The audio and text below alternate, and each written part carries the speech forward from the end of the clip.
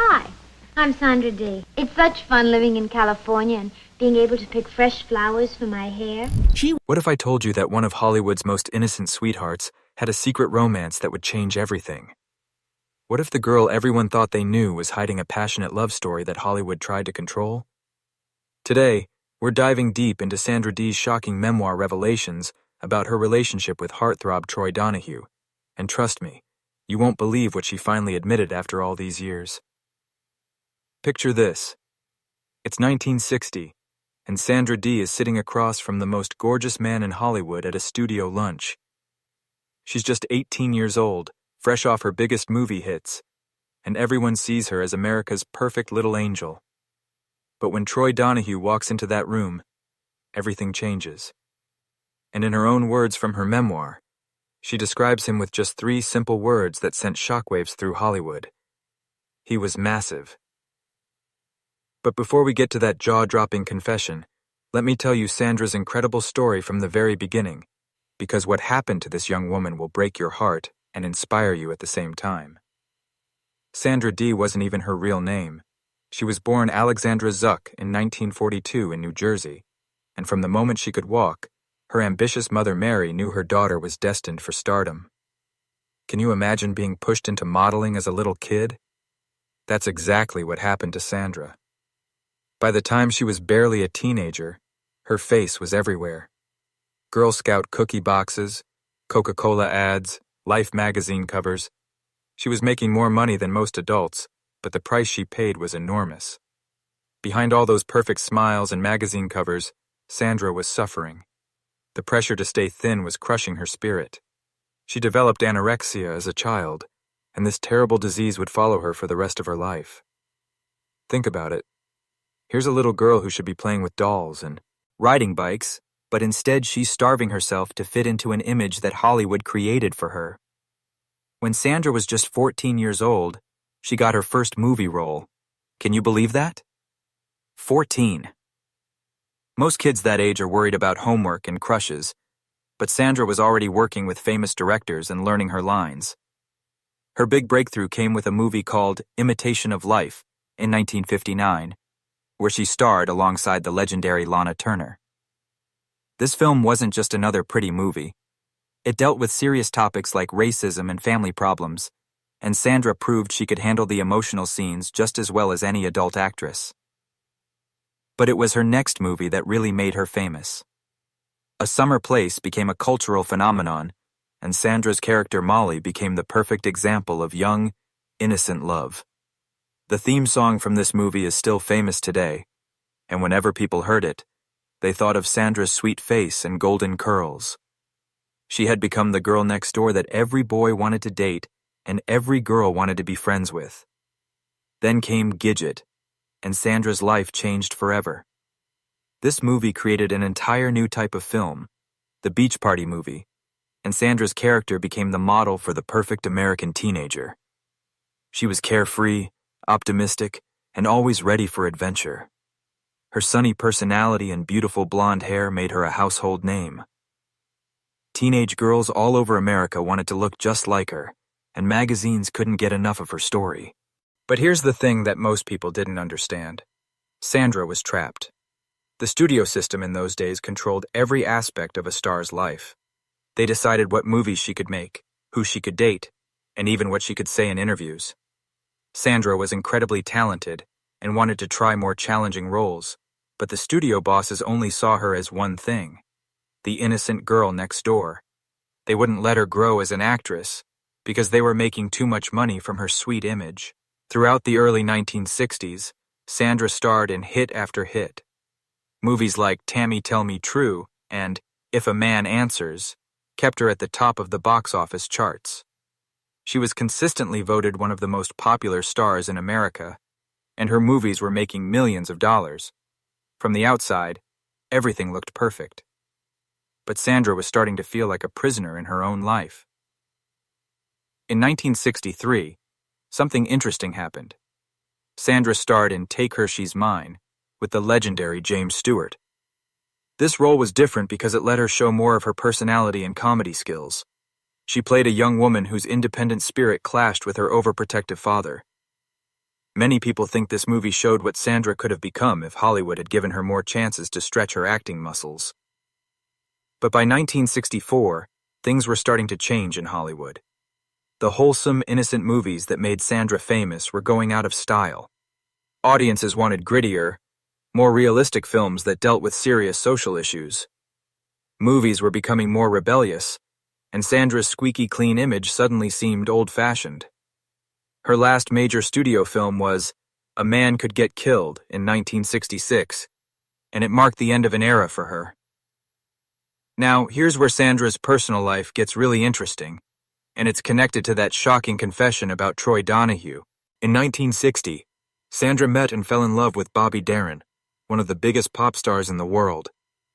Bobby was older, sophisticated, and completely different from the clean-cut boys that Sandra usually dated in her movies. Their romance was like something out of a fairy tale, the innocent movie star and the cool singer. Sandra was only 18 when she eloped with Bobby, much to her mother's horror. Their marriage was passionate and intense, but it was also troubled from the start. Bobby was constantly touring, and Sandra was trying to balance her career with being a new wife. In 1961, they had a son named Dodd, and Sandra tried to step back from acting to be a full-time mother. But the pressures of fame and their demanding careers put a huge strain on their relationship. Bobby and Sandra divorced in 1967, but they never stopped loving each other. When Bobby died suddenly in 1973 at just 37 years old, Sandra was devastated. Friends said she never got over losing him, and she never remarried. Their love story became symbolic of her entire era. Beautiful, romantic, but ultimately tragic.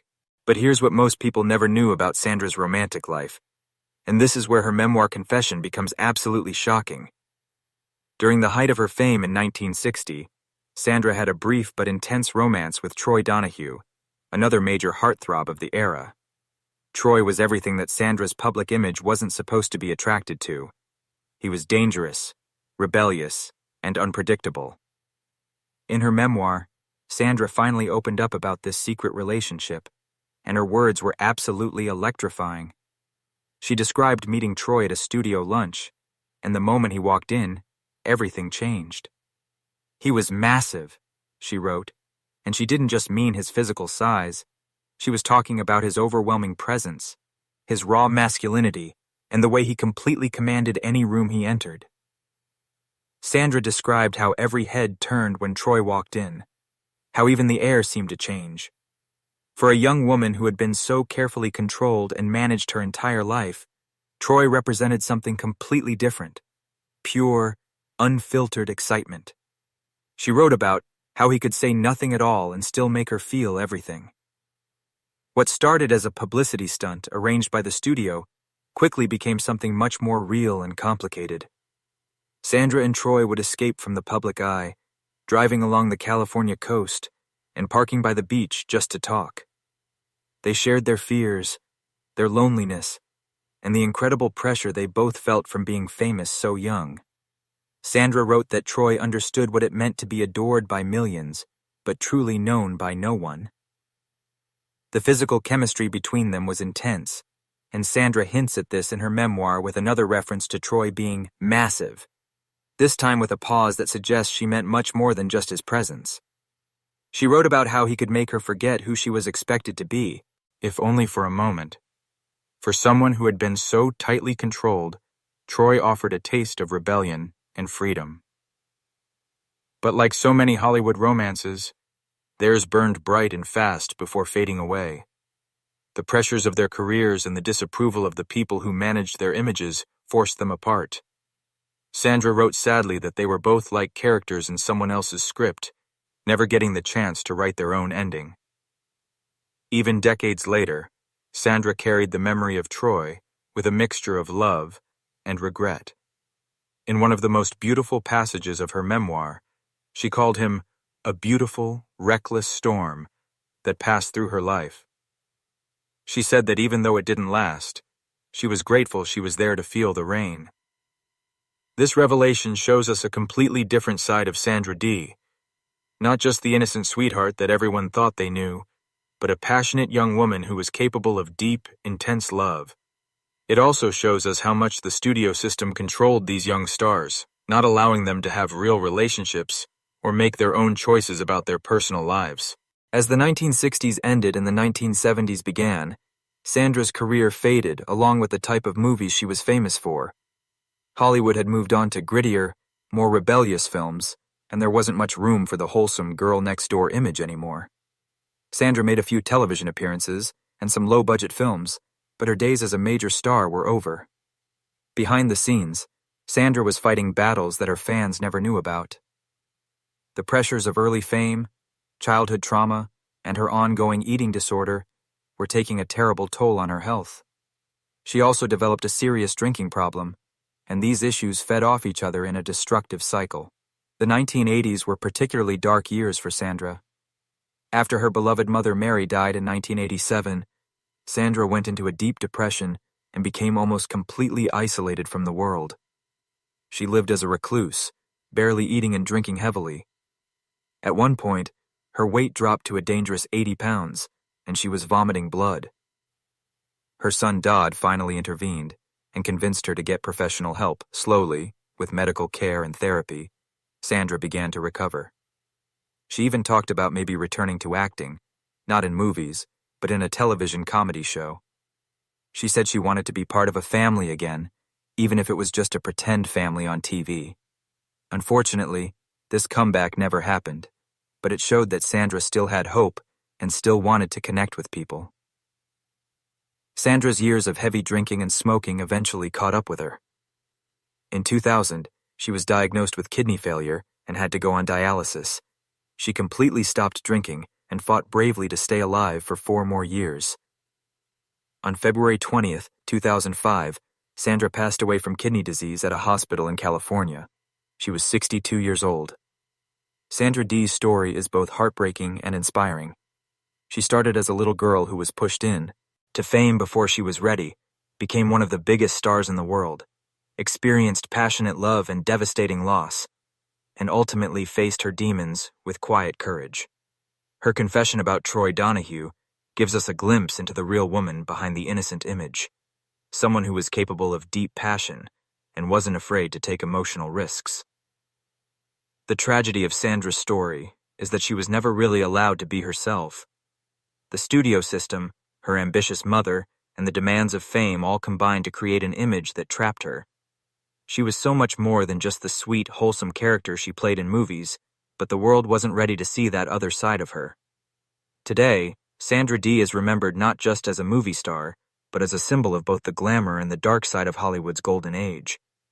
Her story reminds us that behind every perfect image is a real person with real struggles, real dreams, and real love. Her revelation about Troy Donahue shows us that even America's sweetheart had secrets, had passion, and had a side of her that was anything but innocent. The fact that she waited until her memoir to reveal the truth about her relationship with Troy shows just how controlled her public life had been. For decades, she kept this beautiful, intense love story to herself, probably because she knew it didn't fit with the image that everyone expected her to maintain. Sandra's story teaches us about the price of fame, especially for young people who become stars before they're old enough to handle the pressure. It also shows us the importance of being true to ourselves and not letting others define who we are. Sandra may have been trapped by her image for most of her career, but in the end, she found the courage to tell her own story in her own words. Her confession that Troy Donahue was massive wasn't just about one man or one relationship. It was about acknowledging that she had been a real woman with real desires, not just the innocent character that Hollywood created. It was her way of finally claiming her own story and showing the world that there had always been more to Sandra Dee than met the eye. If you found Sandra Dee's incredible story as fascinating as I did, please hit that like button and share this video with your friends. Her story deserves to be told, and her courage in finally revealing the truth about her life should inspire all of us to live authentically. Don't forget to subscribe for more incredible Hollywood stories that go beyond the headlines and show you the real people behind the famous names. Thanks for watching, and I'll see you in the next video.